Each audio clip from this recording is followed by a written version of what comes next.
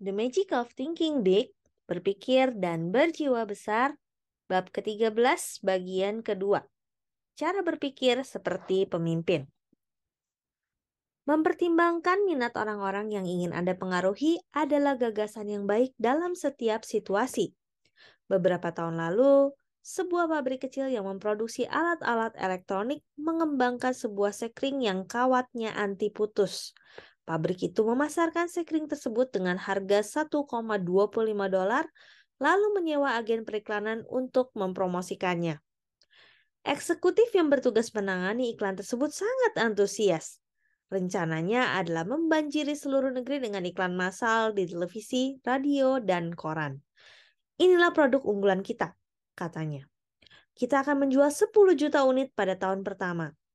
Para penasihatnya mencoba mengingatkan bahwa sekring bukanlah produk yang populer, tidak memiliki daya tarik romantis, dan orang justru ingin membeli sekring semurah mungkin. Mengapa Anda tidak menggunakan majalah-majalah tertentu untuk mempromosikannya, lalu menyasar orang berpenghasilan tinggi? Saran para penasihatnya. Saran tersebut ditolak. Alhasil, kampanye massal itu gagal sama sekali, lalu dibatalkan dalam 6 minggu karena hasil yang mengecewakan. Masalahnya, eksekutif itu melihat sekring mahal tersebut dengan sudut pandangnya, yaitu sudut pandang orang berpenghasilan tinggi. Ia gagal melihat produk melalui sudut pandang masyarakat berpenghasilan rendah dan menengah.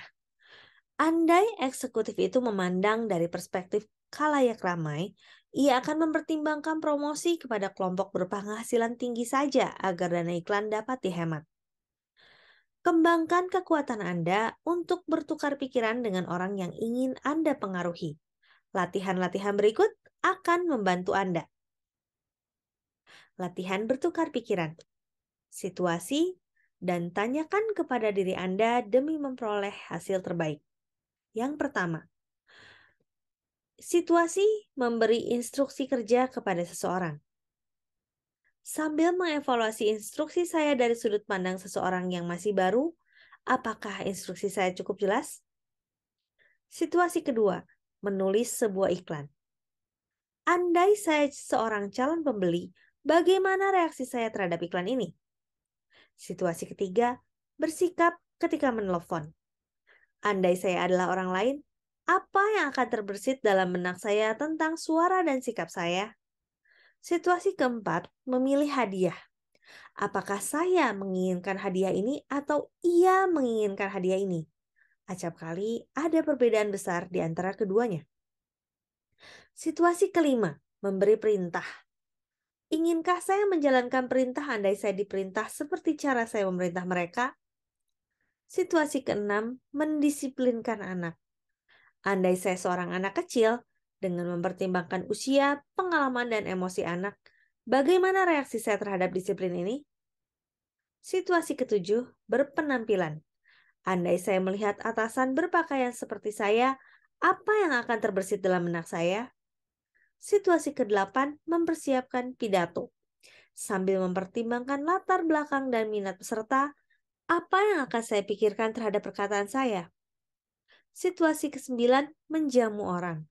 Andai saya adalah tamu, jenis makanan, musik, dan hiburan apa yang paling saya sukai? Terapkan prinsip bertukar pikiran agar bermanfaat bagi Anda.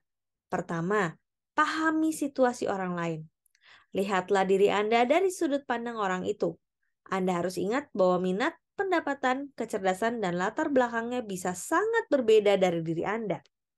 Kedua, kini tanyakan pada diri Anda, andai saya berada dalam situasi orang itu, bagaimana reaksi saya? Ketiga, kemudian ambil tindakan yang akan mengubah pendirian Anda andai Anda adalah orang lain.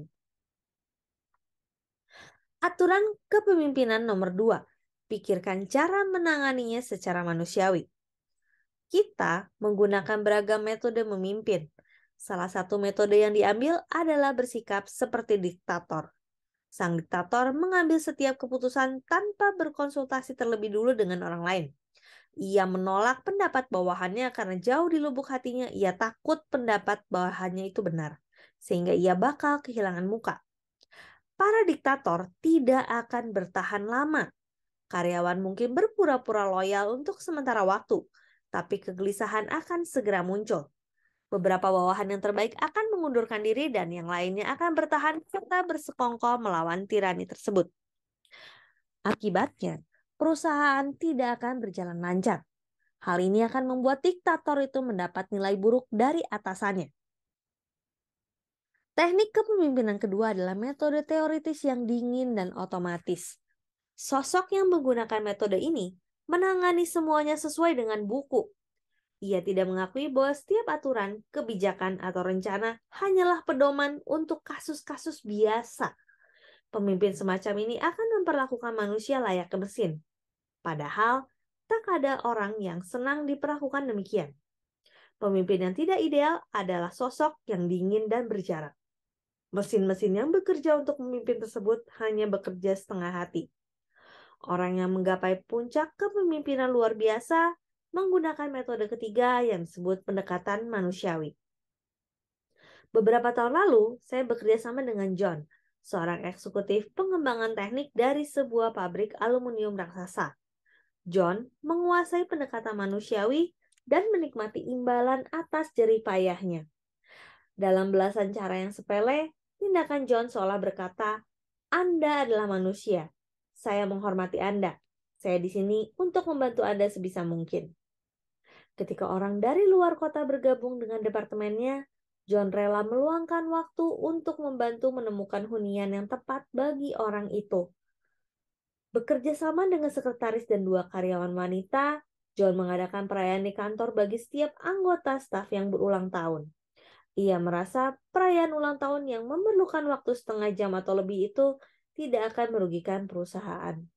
Namun, itulah salah satu investasi untuk meraih loyalitas dan hasil terbaik dari stafnya.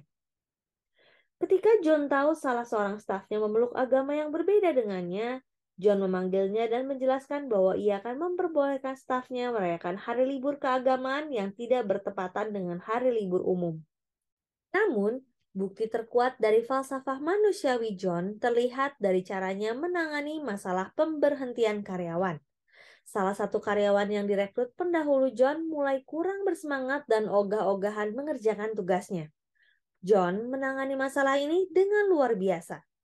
Ia tidak menggunakan prosedur konvensional, yaitu memanggil karyawan bersangkutan ke ruangannya, kemudian memberi kabar buruk pertama, yaitu berita pemecatannya, dan berita buruk kedua, yaitu karyawan tersebut harus meninggalkan kantor dalam 15 menit atau 30 hari mendatang.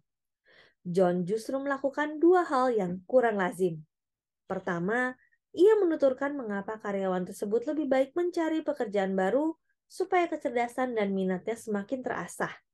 John menghubungkan karyawan itu dengan seorang konsultan pembimbing karir. Selanjutnya, John melakukan tindakan mengagumkan di luar tugasnya.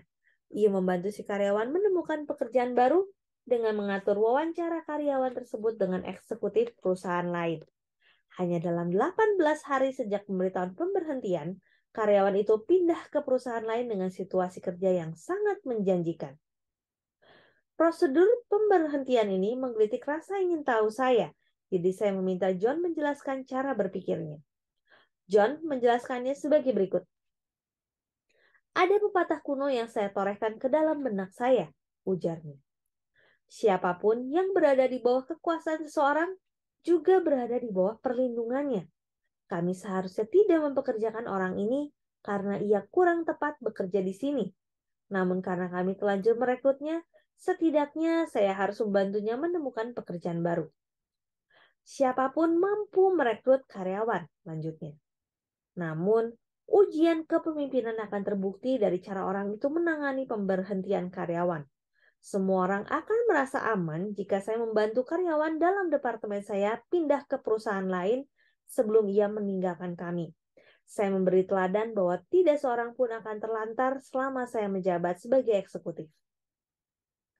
Jangan salah mengerti. Label kepemimpinan manusiawi yang dilakukan John membuahkan hasil.